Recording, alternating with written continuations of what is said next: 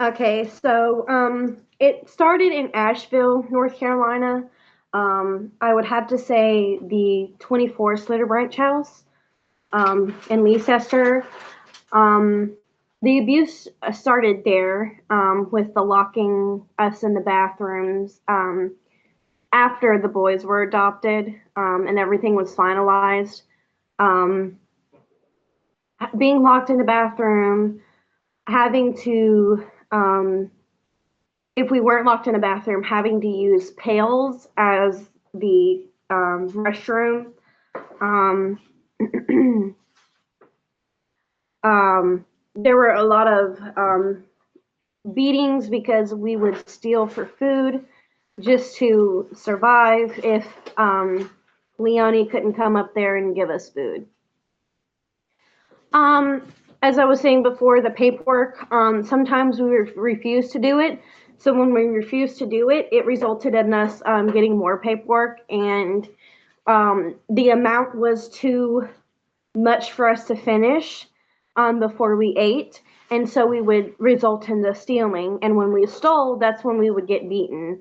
Um, Same if we disrespected her and mouthed off to her. Now I was really mouthy when I was a teenager.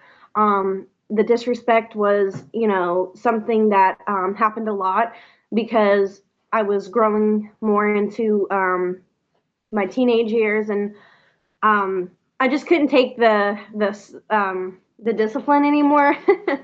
So I started getting mouthy, and I said, I'm not going to do the paperwork anymore, and I kind of threw the book on the floor. Um, and so it would result in having more paperwork, and then the stealing would get worse. Right. When you say paperwork, you're talking about like homework, like classwork and stuff for homeschooling, right? No, I'm not talking about classwork. I'm talking about actual sentences. Okay, so you would get a notebook, and she would give you.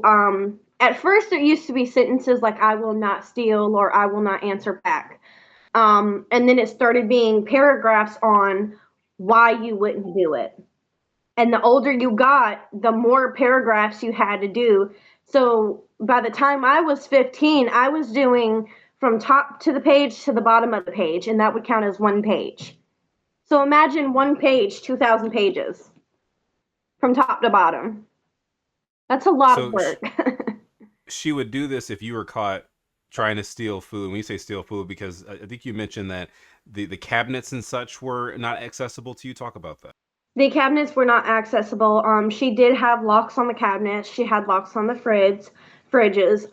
She did have locks on all the doors, and the only time she would change them is when DSS came over for the boys.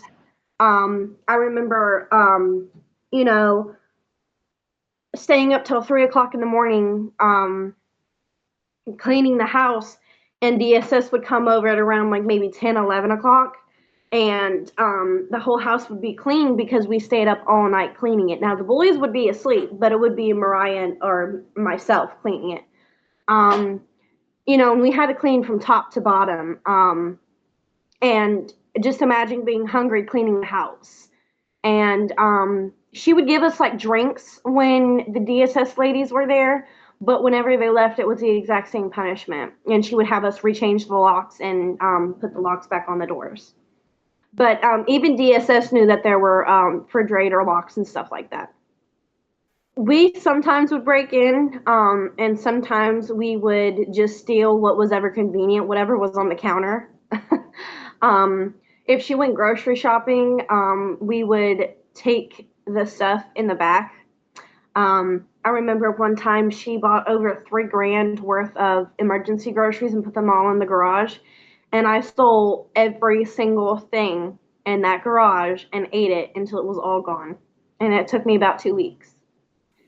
Days at a time. It was very horrible. There were days where we didn't go with showers. We didn't go with baths. The only time we could turn on the bathtub or the sink was to get water. And then there were times where we weren't even in the bathroom. There was a closet underneath the steps in the Sutter Branch house. And we all crammed in there, the Blake, I, and London. And we stayed there. And the only time we took a bath or a shower was when we went out in public to go to grocery shopping. Did you get a chance to tell the DSS person any of this? No, I did not. No. Like you were never alone with this person that came to check on you? No. And How does they it make you weren't feel? I checking mean, on us. They weren't checking on us. They were there for the boys to finalize the adoption. They were coming over and having meetings and stuff like that with Ava. So there was never a time for me to say, hey, this abuse is happening. And plus, on top of that, I was honestly afraid to tell anybody. The fact that I never received a phone call from anyone, that was Blake. That's a lie right there. The other lies that were said were that he went to Walmart on, I believe it was Hamley and Morganton. That Walmart has been closed for 4 years. And if he would have left around the time that she said, it would have been closed. So that's a lie. And even the police officer or the police operator even said that place has been closed.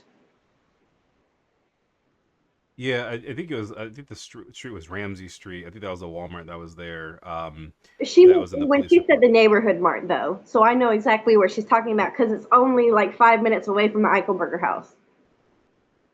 Okay, so yeah, so what you're saying is because the police report that the night we accessed the 911 calls through had like a different address. It had the Walmart address, but you're saying the 911 call had the neighborhood mart. So you're kind of saying, are you saying the story's not matching up from what? It is definitely not matching up. And if she even still got the Ramsey Street Walmart, it just doesn't make sense because she said the neighborhood mart.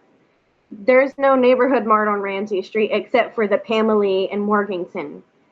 So that's a super Walmart. That's a major Walmart, not like a little convenience store. So even then, she's mixing up her stories. I want to talk just in terms of timeline of when you lived with Avantae Deven. So you mentioned I think it's Slater Branch House that's in Asheville, right? Yes, literally. And then what houses did you live in, to your remembrance of, in Fayetteville? We lived on Larkspur. Now, I cannot remember the address. I believe it's 603 Larkspur, if I'm correct, or 604. We moved there first, and we were renting a house on Larkspur, and it was a blue house. We stayed there for less than maybe 6 months, and then that's when we moved to the Eichelberger. So if you had to say anything to Avantae, if she could see this interview, I asked you this before, what would you say specifically to her? Because these are obviously some big allegations that you're saying here. They're actually proven true by detectives and everything, but I want to ask her a question of why. Why the lies of the names? Why adopt us all kids? Was it just for money, or was it actually because you wanted to adopt kids? It's time to come out. Like, stop hiding. It's not, you're digging yourself a deeper hole.